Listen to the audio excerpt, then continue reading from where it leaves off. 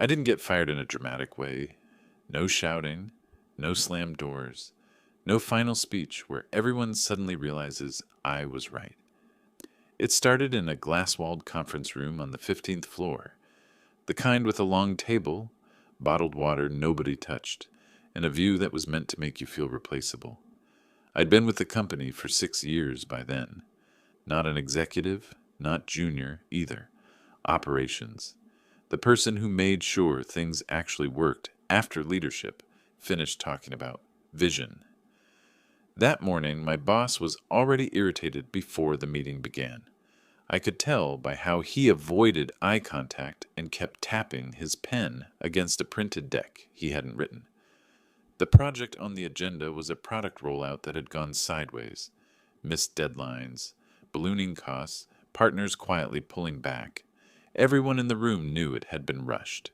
Everyone also knew who had pushed it through anyway. About halfway in, he said my name. He framed it casually, like he was helping me. Said I had raised concerns early on. Said maybe I'd misunderstood some instructions. Then he asked a very specific question, whether I'd signed off on the final operational timeline. I hadn't. I could have nodded. That's what people do. Nodding would have cost me nothing in the moment. It would have made the room relax. It would have given him cover. Instead, I said, "No, I didn't approve that version. I didn't accuse him. I didn't raise my voice. I just stated a fact and backed it up with dates and emails I knew existed." The room went quiet in a way that felt physical, like the air had thickened. Someone coughed. Someone else suddenly found their notes very interesting.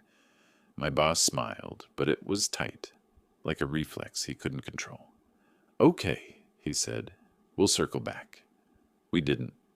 After that meeting, things changed, but subtly at first. My calendar started losing invites. Conversations stopped when I walked into rooms. Decisions I used to be looped into were suddenly finalized before I heard about them. When I asked questions, the answers were vague. When I followed up in writing, I got silence. 2 weeks later, my badge stopped working on one of the floors. AITA said it was a system error. Then my access to a shared drive disappeared. HR said it was temporary, while roles were being clarified. My boss stopped responding entirely, except through one-line messages that sounded friendly if you didn't know what they meant. I knew what they meant. I wasn't being punished loudly. I was being erased carefully. The official reason came on a Thursday afternoon. Restructuring. That word that means whatever they need it to mean. My role was being sunset. Not because of performance. My reviews were excellent, but because of alignment. I was offered a transition package and told it wasn't personal. Security walked me out while people pretended not to see. I remember holding a cardboard box with my notebook, a cheap mug from a conference, and a jacket I'd left on the back of my chair. I remember thinking how fast it happened once the decision was made. How clean. That night, I went through my emails at home. Not to build a case? Not yet. I just needed to understand. And that's when I noticed something I'd missed before. How often I'd been the one asking for clarification. How often I'd documented concerns. How often my boss had replied with vague approvals that could be read two ways. He hadn't panicked when I said no in that meeting. He'd already decided what to do with me. I didn't know it yet, but that decision would shape the next 9 years of my life. The weeks after I left were worse than the firing itself. At first, I thought the hardest part would be money. Rent, insurance, explaining to my wife why a stable job vanished overnight. But that wasn't it. The hardest part was realizing how efficiently a company can rewrite reality once you're no longer inside the building. Recruiters stopped calling back after enthusiastic first conversations. One actually said carefully that they'd heard mixed things about my departure. No details, just a pause where the implication sat. Another asked why I'd left during a strategic transition, as if I'd orchestrated it. I started connecting dots. The same week I was let go, an internal memo went out announcing a streamlined leadership structure. My role wasn't mentioned. Neither was the project failure. But the language was clear enough if you knew how to read it. Misalignment. Execution gaps. Lessons learned. I was the lesson. Former coworkers replied to my messages with sympathy, but not substance. They said things like, "You know how it is, and I wish I could help." One admitted, off the record, that my boss had framed me as difficult. "Too rigid," he'd said. "Didn't see the bigger picture." That one stung. I'd spent years doing nothing but see the bigger picture. I just refused to lie about it. Unemployment gave me time I hadn't had before, and time is dangerous when you don't control the narrative. I replayed that meeting in my head constantly. Every sentence, every look. Wondered if there was a version of events where I could have stayed and still lived with myself. There wasn't. I started applying broadly. Different industries, adjacent roles, places where my former boss's influence shouldn't reach, still the same pattern repeated. Strong interviews, polite enthusiasm, then nothing. Or worse, rejection emails that arrived suspiciously fast, like a switch had been flipped. Eventually, someone was honest with me. A hiring manager I'd worked with years earlier pulled me aside after a third interview. We weren't close, but we respected each other. He said quietly that a back-channel reference had raised concerns about judgment under pressure. I didn't ask who. I didn't need to. That was the moment I stopped reacting emotionally and started paying attention. I pulled out old files, not proprietary ones, nothing unethical, but my own records. Emails I'd saved, notes from meetings, versions of documents with timestamps. I wasn't building a case yet. I was mapping a pattern. And the pattern was clear. I hadn't just been pushed out. I'd been positioned. The more I looked, the more deliberate it seemed. The ambiguity in approvals, the selective memory, the way responsibility flowed downhill while authority floated safely above it. None of it was sloppy. It was practiced. That realization was infuriating.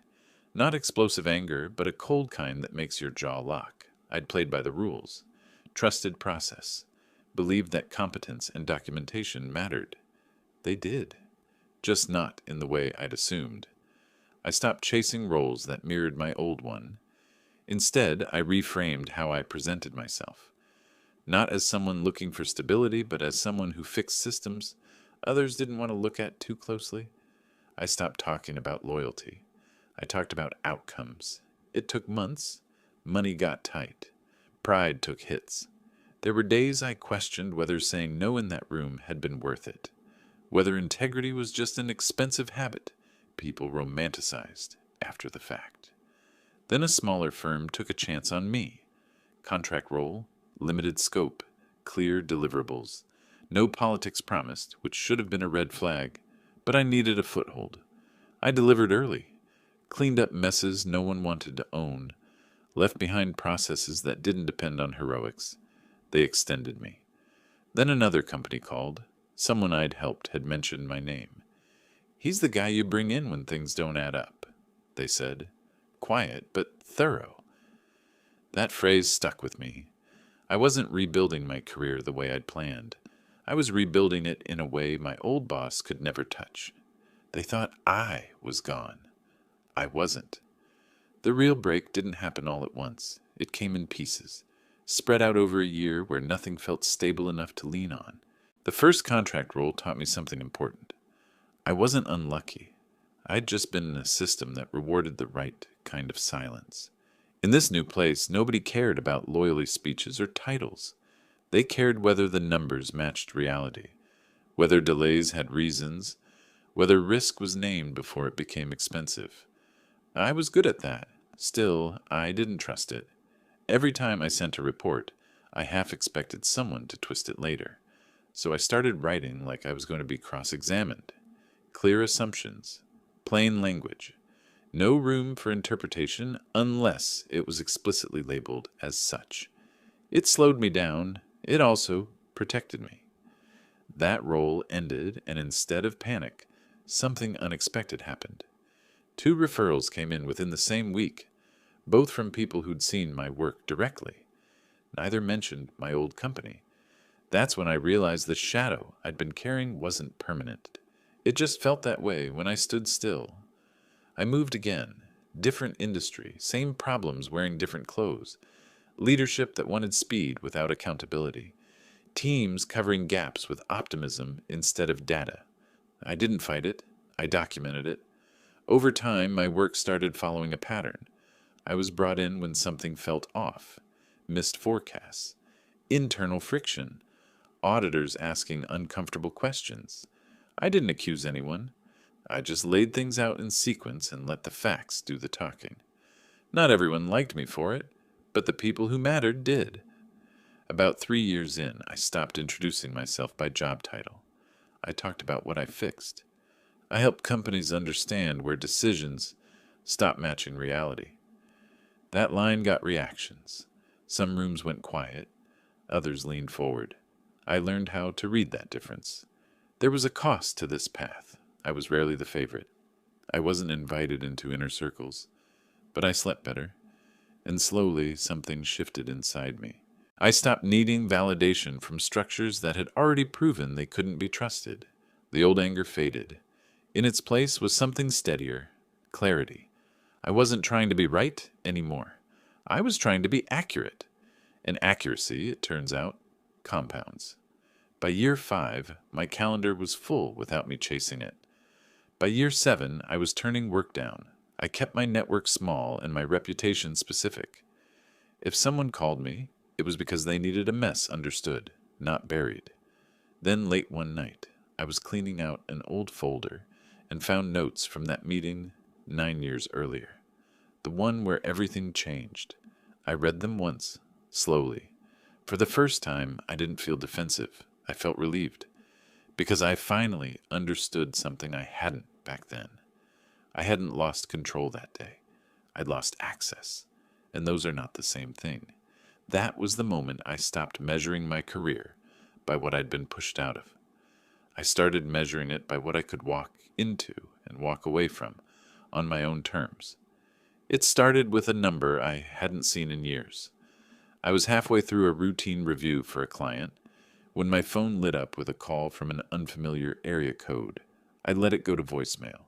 Most cold calls leave messages that answer themselves. This one didn't. Just a pause, then a voice that sounded careful. "This is Martin Hale, chair of the board at Northway Systems.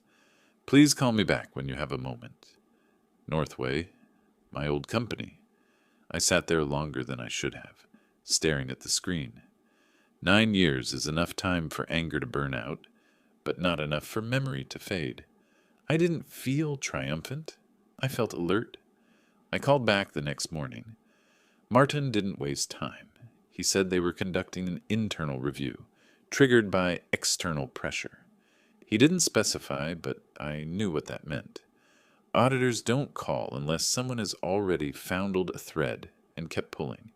He said my name had come up repeatedly in early documentation, that I'd been cited as someone who had raised concerns before a major decision point. I asked him a simple question. Why now? There was a pause. Then he said, because we're finding gaps we can't explain. That was enough. I agreed to meet under 2 conditions. First, I would come in as an independent consultant, not an employee. Second, my scope would be defined by the board, not management. He didn't push back. That told me everything I needed to know about where the real problem sat. Walking back into that building felt strange, but not heavy. The lobby had been renovated. New logo. New slogans on the wall about transparency and accountability. I checked in, was handed a temporary badge, and escorted upstairs by someone who was polite but clearly nervous. My former boss wasn't in the room when I arrived. Instead, the board asked me to walk them through the operational timeline of the failed rollout from nearly a decade earlier. Not opinions, not feelings, just sequence. I'd done this kind of work dozens of times by then. I laid out decisions, dates, dependencies, and the exact point where execution stopped matching what had been approved. No drama, no accusations, just facts. About 20 minutes in, the door opened. He walked in late, confident at first, then visibly stiff when he saw me. He took a seat without acknowledging me, flipped open his laptop, and started typing like he could outrun the room. I kept going. When the board asked why certain approvals didn't align with recorded risk assessments, I didn't answer for him. I showed them where the language shifted, where clarity became ambiguity, where responsibility quietly moved. Silence spread, the kind that doesn't ask for explanations. My former boss tried to speak, once, twice. Each time, Martin raised a hand and asked him to wait. The timeline had to finish. By the end, no one was angry. That's what struck me most. There was no shouting, no confrontation, just a collective realization settling into place. This wasn't a single bad decision. It was a pattern, and patterns leave traces you can't argue away. The meeting ended without a verdict. No speeches, no dramatic exit. That came later.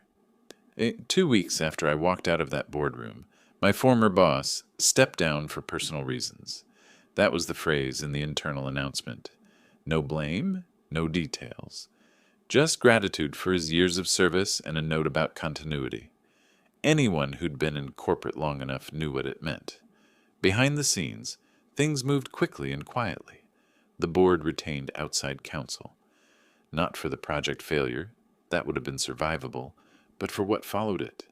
Retaliation, misrepresentation, patterns of approval language that shielded one person while exposing others. None of it was invented. All of it was documented, and most of it traced back to the same set of decisions I'd refused to own 9 years earlier. I was asked if I wanted to stay on. I didn't. Instead, we finalized my engagement, including a settlement tied to the way I'd been exited. It wasn't framed as an apology. Corporations don't apologize. It was framed as risk resolution. That was fine by me. The number reflected time, damage, and the value of not letting this turn into something louder. On my last day, I turned in the badge and walked out the same doors I'd once been escorted through. No one followed me this time. I didn't feel victorious. I felt finished. A few months later, I heard my former boss was consulting. Different industry, smaller scope. His name no longer opened doors the way it used to.